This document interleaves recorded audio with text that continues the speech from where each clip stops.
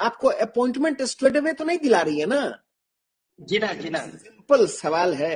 तो जब नहीं दिला रही है तो ये केवल पात्रता की बात है। हैज द बीपीएससी और any body violated any rule? But the result is contrary to the terms of advertisement. No urgency. Next.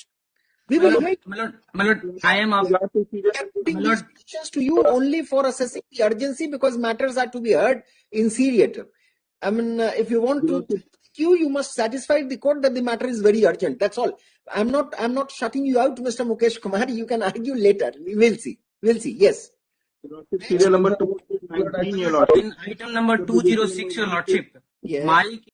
नमस्कार साथियों, एक बार फिर से मैं अपने YouTube channel the education solution में आपका स्वागत करता हूं। दोस्तों, आज का जो सिचुएशन उत्पन्न हो रहा है, जिसमें देख रहे हैं कि लोग गलत तरीके से STET को मुद्दे को रखने की कोशिश कर रहे हैं, सरकार को गलत डायरेक्शन में ले जाने की कोशिश कर रहे हैं। उसी को प्रूव करने के लिए मैंने माननीय शिक्षा मंत्री का बयान, माननीय अपर सचिव का बयान और हाई कोर्ट का जजमेंट सब बारी बारी से आपके सामने रखने की कोशिश कर रहा हूं। आप लोग ध्यान से सुने और खुद जज करें। धन्यवाद। महोदय, हमने जो कहा है कि STET में जो मेरिट लिस्ट है या नॉट इन मेरिट लिस्ट है, ये दोनों क्वालिफाइड हैं और जब अगली नियुक्ति होगी तो ये दोनों श्रेणी के अभ्यर्थी उसकी पात्रता रखेंगे। हमने ये कहा है कि ये दोनों श्रेणी के लोग पात्रता रखते हैं। एक चीज मैं फिर से सदन के सारे सदस्यों को भी स्पष्ट कर देना चाहता हूं कि STET या TET जो परीक्षा होती है, ये पात्रता परीक्षा है, ये नियुक्ति की परीक्षा नहीं है जो उसमें पास किए और तुरंत ये निकल जाएगा महोदय। इसीलिए महोदय हमने वो कहा है कि ये गुमराह न करें। दोस्तों, लीजिए हम आप लोगों के बीच अब हाई कोर्ट द्वारा जो जजमेंट दिया गया था, उस जजमेंट को हम आपको सुना रहे हैं। उसके बाद आप निर्णय करिएगा कि किस तरह से गर्दनी बाग में लोग नौटंक और नौटंकी कर रहे हैं और ये जो बहाली की प्रक्रिया उसे फंसाने की कोशिश कर रहे हैं और गलत डायरेक्शन में ले जाने की कोशिश कर रहे हैं। देख लें। In respect of STET has already been redressed, dismissed as withdrawn. Yes, next. May I mention item number 199? I had mentioned in first half at 10:30, and my lord directed me to mention at 2:15. Yes. My lord, it is in respect of STET examination 2019. The Bihar School Examination Board was supposed to declare the result as per terms of advertisement that says विषय बार एवं कोटि बार बराबर कुल पद के बराबर अभ्यर्थी। Therefore, only 37,000 something result was to be declared, but the board has declared 2,000 candidates as successful. This is contrary to terms of the advertisement. But what is your grievance? My grievance, I am within 37,000 and they have treated unequal as equal. Now, how will it adversely affect your career? It is not with respect, it is with respect to filling up a vacancy. Now, I quite see that contrary to the terms of the advertisement, which was taken out for a particular number of posts, more results have been declared. Now, is it an interim result? Is it just the cutoff and the names of the person who fall within that cutoff, or is it the result? My lord, the board was, as per advertisement, board had to declare the result as per post. All right. So tell us the terms of the interview. Tell us the terms of the advertisement and which has been from. May I read, my lord? Please. Yes.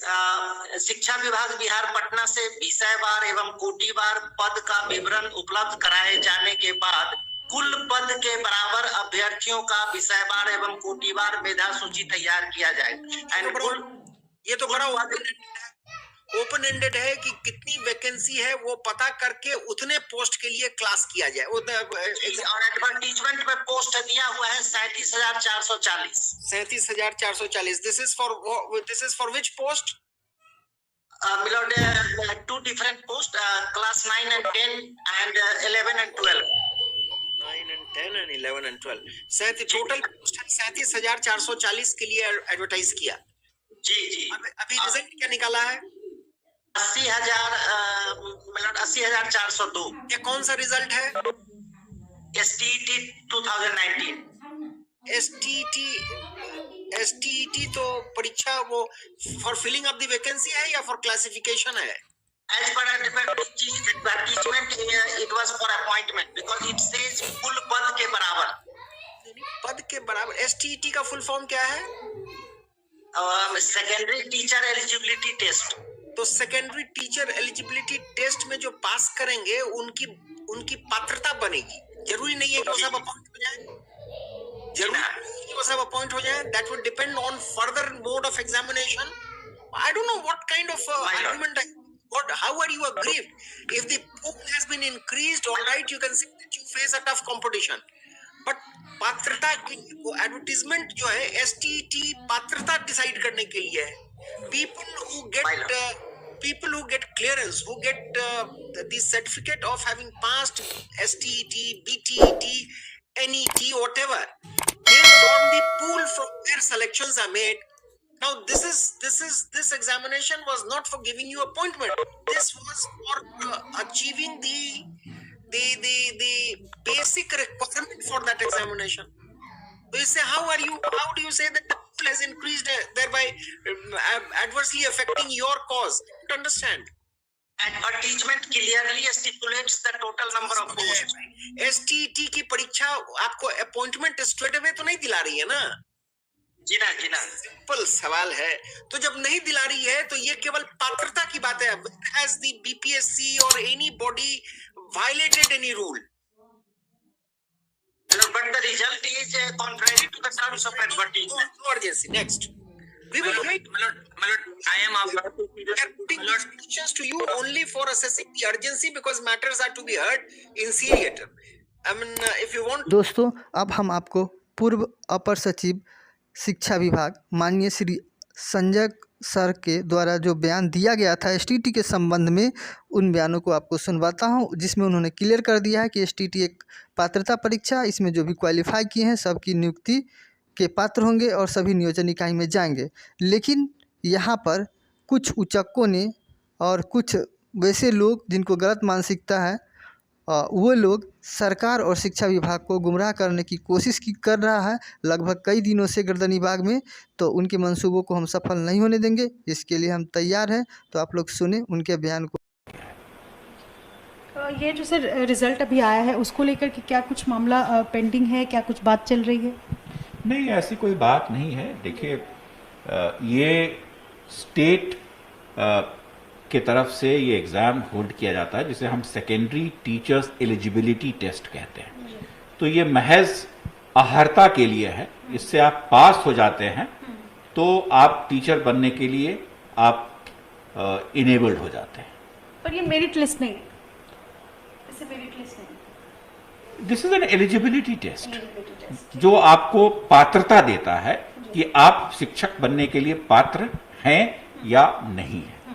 और मैं आपको बताना चाहूँगा कि इसी दरमियान national council for teacher education, जो भारत सरकार की एक संस्था है, उसके द्वारा अभी कुछ दिनों पहले निर्णय संसूचित किया गया है कि ये जो TET का एग्ज़ाम होता है और उसमें जो रिजल्ट आ जाता है, आप क्वालिफाई करते हैं या नहीं क्वालिफाई करते हैं, तो उसकी जो अधिमान्यता है अब उसको लाइफ लॉन्ग कर दिया गया है।